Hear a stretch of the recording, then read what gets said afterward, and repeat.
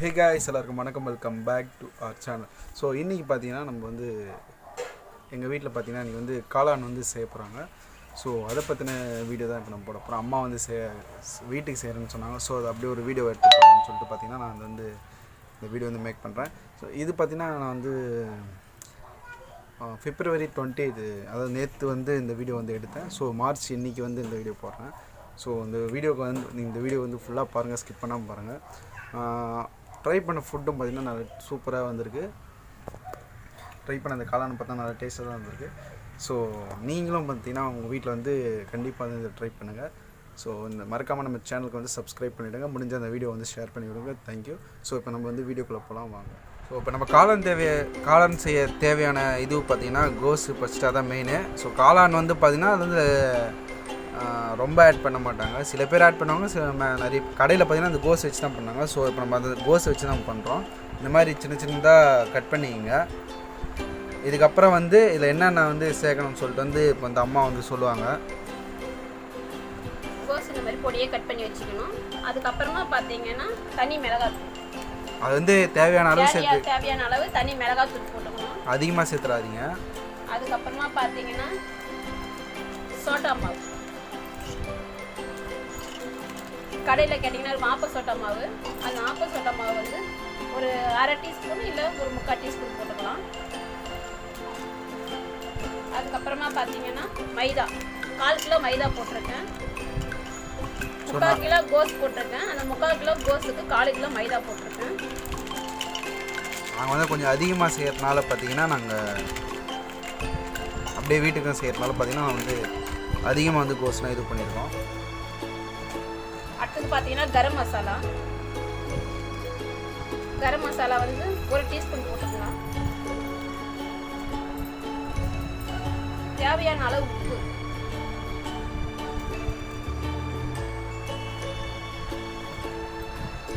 உங்களுக்கு தனி மிளகாத்தூள்ல கலர் பத்தலை அப்படின்னு நினைச்சீங்கன்னா கொஞ்சோண்டு கேசரி பவுடர். அந்த கலர் ஆக்சுவலாக வரதுக்காக நம்ம வந்து கேசரி பவுடர் அந்த கலர் வரதுக்காக வந்து நம்ம அதை சேர்த்துக்கிறோம். இப்போ வந்து எல்லாத்தையுமே வந்து மிக்ஸ் பண்ண வேண்டியதுதான். மிக்ஸ் பண்ணணும். அந்த கோஸ் கட் பண்ணும்போதே பார்த்தீங்கன்னா அது நம்ம அலசுனா நிறைய அந்த கோஸில் தண்ணி இருக்கும். அதனால வந்து நீங்கள் தண்ணி ஊற்றி முதல்ல பிசையாதீங்க. அதில் இருக்க தண்ணியிலேயே முதல்ல பிசைஞ்சிக்கங்க.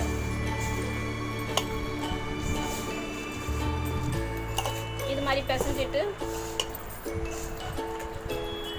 தேவையான அளவு கொஞ்சம் தண்ணி தேவைப்படுது பாருங்க. தேவையான அளவு தண்ணி ஊற்றிக்கோங்க. இந்த மாதிரி தண்ணி ஊற்றி நல்லா வந்து பிசைஞ்சிக்கோங்க. தண்ணி ஊற்றி பிசைஞ்சிட்டு தண்ணி பத்தலை இன்னும் கொஞ்சம் தண்ணி ஊற்றிக்கோங்க. இது வந்து பார்த்தீங்கன்னா மைதா மாவில் மட்டும் இல்லை, கோதுமை மாவுலையும் செய்யலாம்.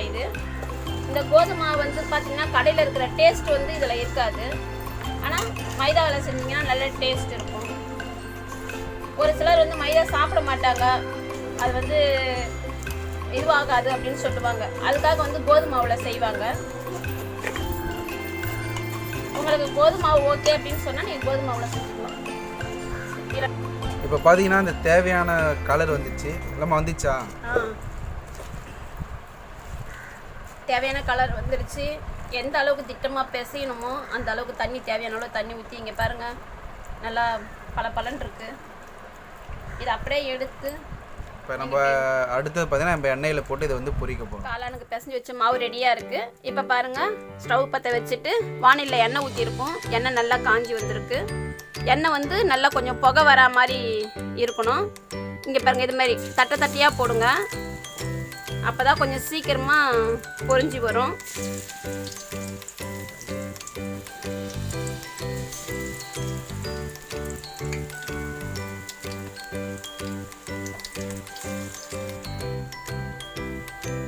பாருங்க நல்லா பொரிஞ்சிடுச்சு.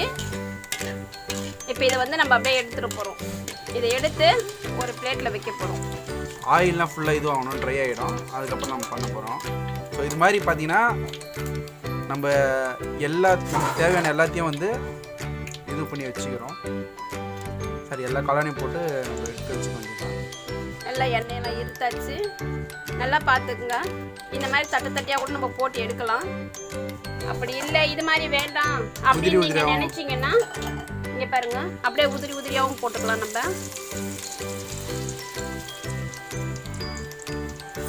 மாதிரியும் நீங்கள் போட்டு எடுத்துக்கலாம். என்ன அப்படின்னு பார்த்தீங்கன்னா இது மாதிரி போட்டிங்கன்னா நம்ம சின்ன சின்ன உடச்சி போடுற மாதிரி இருக்கும். அது மாதிரி செஞ்சு அப்படியே எடுத்து நம்ம ஃப்ரை பண்ணி எடுத்து பிளேட்டில் வச்சுக்கலாம். ஸோ இப்போ வந்து பார்த்திங்கன்னா நல்லா ரெடி ஆகிடுச்சு. இப்போ அதுக்கு அடுத்தது பார்த்திங்கன்னா நம்ம வந்து செய்கிறதுக்கு தேவையான அந்த ரசம் மாதிரி செய்வாங்க, கிரேவி மாதிரி இதுக்கு ஒன்று தேவைப்படும். ஸோ அதுதான் இப்போ நம்ம வந்து செய்ய போகிறோம். அது எப்படின்னு அதை வந்து இப்போ நம்ம அடுத்ததாக பார்க்க போகிறோம். இப்போ அந்த கிரேவி செய்கிறதுக்கு வந்து நமக்கு அதுக்கு எண்ணெயை ஊற்றிட்டோம், தேவையானாலும் எண்ணெய் ஊற்றிருக்கோம். அதில் வந்து ஜாரில் வந்து ஆல்ரெடி நான் அரைச்சி வச்சுருக்கேன். தக்காளி அரைச்சி வச்சுருக்கேன் தேவையான அளவுக்கு. இப்போ வந்து அப்படியே கொஞ்சம் மேலே போடும், அதனால் கொஞ்சம் கேர்ஃபுல்லாக பண்ணுங்க. அதனால தான் கேமரா நானே எடுத்துட்டேன்.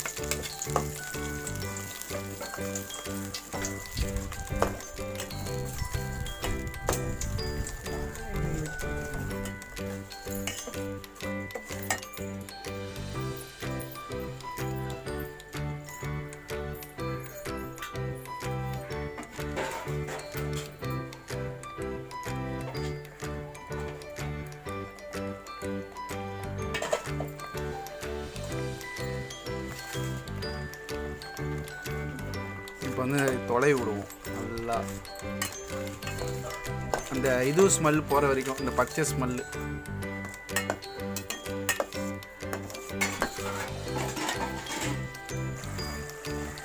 இப்போ நல்லா வந்து தக்காளி பார்த்திங்கன்னா நல்லா வதங்க ஆரம்பிச்சிச்சு. வதங்கினதுக்கப்புறம் பார்த்திங்கன்னா நம்ம வந்து இஞ்சி பூண்டு பேஸ்ட் வந்து ஆட் பண்ணிக்கிறோம். எவ்வளோ? கொஞ்சமாக, 1 ஸ்பூன் போட்டால் போதும். 1 ஸ்பூன் போட்டாங்க.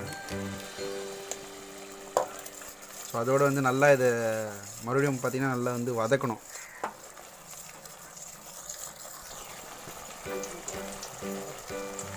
அடுத்து பார்த்திங்கன்னா தனியாத்தூள் 1 டேபிள் ஸ்பூன்,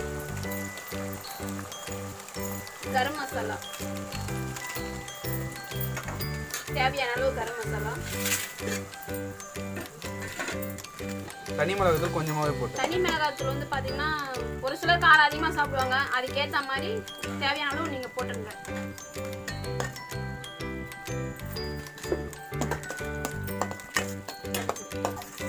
ஸோ இப்போ இதெல்லாம் நல்லா மிக்ஸ் பண்ணிட்டு பண்ணுறாங்க. தக்காளிலாம் பார்த்தீங்கன்னா நல்லா அந்த பச்சை வாசனை போகிற அளவுக்கு நல்லா வதக்கணும்.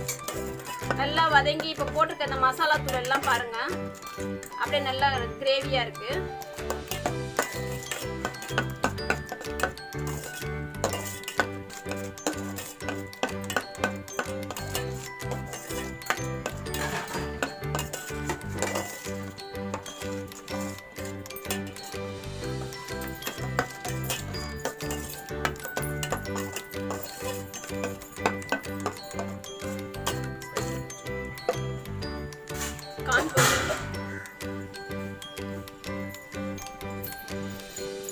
கார்ன் பவுடர் பார்த்தீங்கன்னா ஒரு 10 கிராம் வர அளவுக்கு எடுத்துக்கோங்க.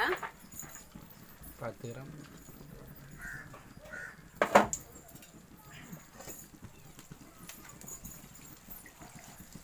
அந்த கார்ன் பவுடரில் தேவையான அளவுக்கு தண்ணி ஊற்றிக்கணும். இது வந்து அந்த கிரேவி வந்து திக்னஸுக்காக. இது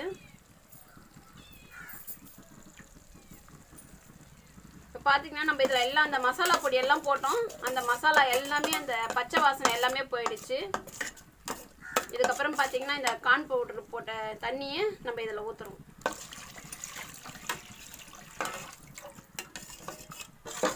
ஸோ இப்போ அந்த கார்ன் பவுடர் பார்த்தீங்கன்னா ஆட் பண்ணதுக்கப்புறம் ஸோ இந்த மாதிரி கிரேவி மாரி ஆகிடும். இப்போ வந்து பார்த்திங்கன்னா தேவையான அளவு உப்பும் அதில் வந்து சேர்த்துங்க. ஸோ இதுக்கப்புறம் வந்து நல்லா நம்ம வந்து கொதிக்கணும் அந்த கிரேவியை.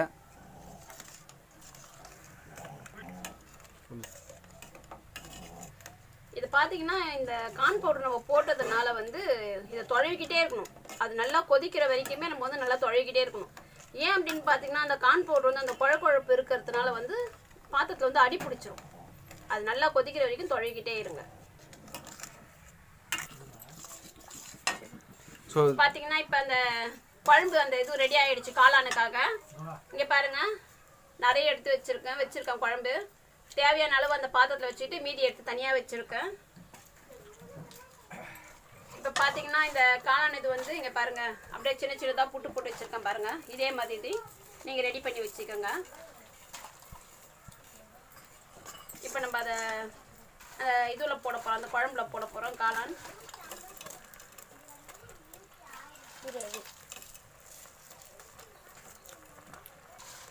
இது வந்து கடையில் நம்ம இதுக்கு இல்லாமல் நம்ம வாங்கி சாப்பிட்றத விட இதை நீங்கள் நம்ம வீட்டிலே செஞ்சுக்கலாம். உடம்புக்கும் ரொம்ப ஹெல்த்தி. பசங்களுக்கும் பார்த்தீங்கன்னா பசங்களுக்கு வந்து நம்ம இதுவெல்லாம் போட்டு வாங்கி கொடுக்கறத விட நம்ம வீட்டிலே செஞ்சு கொடுத்தா. ஸோ ஓகே, இப்போ வந்து நல்லா அது வந்து கலரி விடுங்க. இது நல்லா கலரி விட்டுட்டு திடீர்னு நம்ம வீட்டில் ஒரு ஸ்நாக்ஸ் வேணும் அப்படின்னா கூட நம்ம டக்குன்னு இதை செஞ்சுக்கலாம்.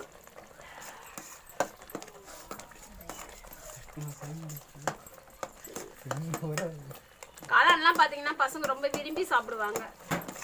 அதனால இது வந்து அதுவும் எங்கள் வீட்டில் இருக்கவங்க ரொம்ப விரும்பி சாப்பிடுவாங்க. முக்கியமாக ஸ்ருதிகா இருக்காங்க. எங்கள் வீட்டில் இந்த காளான் ரொம்ப விரும்புவாங்க. காளானில் தான் செய்யணும் அப்படின்னு அவசியம் இல்லை. பார்த்தீங்கன்னா கடையிலாம் பார்த்தீங்கன்னா இந்த கோஸில் தான் செய்கிறாங்க. கோஸ் கூட உடம்புக்கு நல்லது தான். அதனால வந்து நம்ம பிள்ளைங்களுக்கு தாராளமாக இதை செஞ்சு கொடுக்கலாம் நம்ம வீட்லேயே.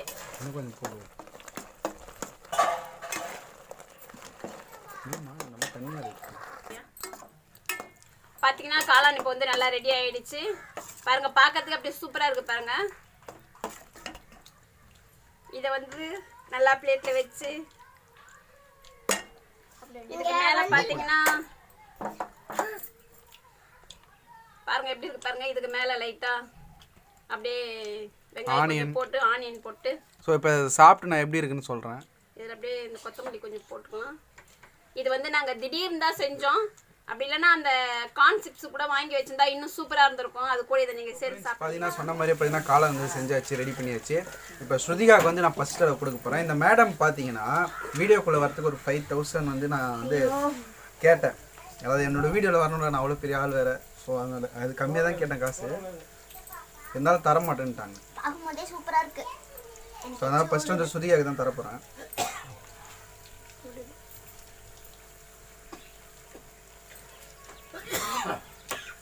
எப்படி இருக்கு? கடையில் செய்கிற மாதிரியே இருக்கு. சூப்பராக இருக்கு. எனக்கு பார்க்கும்போதே எச்சு ஊறுச்சு. கரெக்டாக இருக்குது. எச்சு ஊறு தான். இந்த அம்மா சாப்பாடு மட்டும் சாப்பிடவே மாட்டாங்க. மற்ற இருக்கிற இந்த இதுலாம் சைடிஷ்லாம் இருக்குது பாருங்க, ஐஸ்கிரீமு அது இது அது மட்டும் கண்டிப்பாக சாப்பிடும். சாப்பாடே சாப்பிடாது. இப்போ நான் சாப்பிட்டு இப்போ நான் சாப்பிட்டு சொல்கிறேன் உங்களுக்கு. ஸோ பார்த்தீங்கன்னா தெரிஞ்சு பார்க்கும்போது நல்லா இருக்குது. கடையில் எப்படி இருக்குமோ அந்த அந்த கலரு அந்த இது வந்துருக்கு. சாப்பிட்டு சொல்கிறேன்.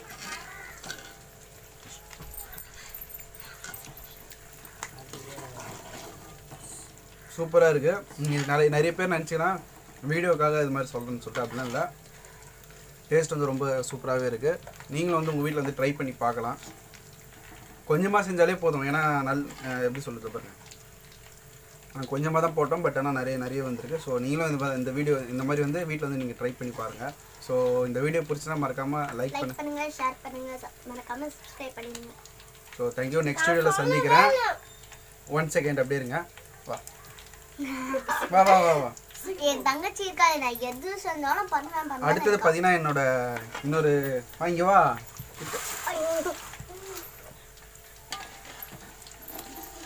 ஓகே இவ வந்து பார்த்தீங்கன்னா என்சிகா, இவளோட தங்கச்சி, எங்கள் அக்காவோட 2வது பொண்ணு இவ. ஸோ இவளுக்கு வந்து ஊட்டிடுவோம். இவ வெளியே போயிட்டான். நல்லா இருக்கா சொல்லு. சூப்பராக இருக்கு அப்படின்னு யார் சொல்ல சொன்னேன்? யாரும் சொல்ல சொல்லியா? போய் தானே சொல்ற. சரி நீ சொல்லு. மறக்காம லைக் பண்ணுங்க, ஷேர் பண்ணுங்க, சப்ஸ்கிரைப் பண்ணுங்க. சர்ப்ரைஸ் இல்ல, சப்ஸ்கிரைப் பண்ணுங்க. போங்க. வீடியோல வந்தல்ல சப்ஸ்கிரைப் பண்ண சொல்லு. நீ இல்ல பாருங்க, நீயே போங்க பாருங்க. அவங்க வரப்ப சொன்னாங்கல்ல, இப்போ இதுவே போங்க நிச்சுனா அப்ப பாக்குற நீங்க எப்படி சப்ஸ்கிரைப் பண்ணுவீங்க? ஏய் சொல்றீ சப்ஸ்கிரைப் பண்ணுங்கன்னு சொல்லிட்டு. எனக்கு பதிலா நீங்களே சொல்லுங்க. சரி ஓகே சப்ஸ்கிரைப் பண்ணுங்க. மறக்காம லைக் பண்ணுங்க, ஷேர் பண்ணுங்க. அது அப்பயே நான் வந்து துரத்தி விட்டணும். போடி வீட்டுக்கு போடின்னு துரத்தி விட்டுறணும். ஏன்பா நான் சொல்றப்ப குறுக்கால சொல்றீங்களே போடி அப்படி துரத்தி விட்டுறணும். சரின்னு சொல்லிட்டு சப்ஸ்கிரைப் பண்ணுங்கன்னு சொன்னா கூப்பிட்டு வச்சு அசிங்கப்படுத்துது. கூப்பிட்டு வச்சு நானே அசிங்கப்படுத்திக்கிறேன். சரி ஓகே பாய். நெக்ஸ்ட் வீடியோவில் சந்திப்போம்.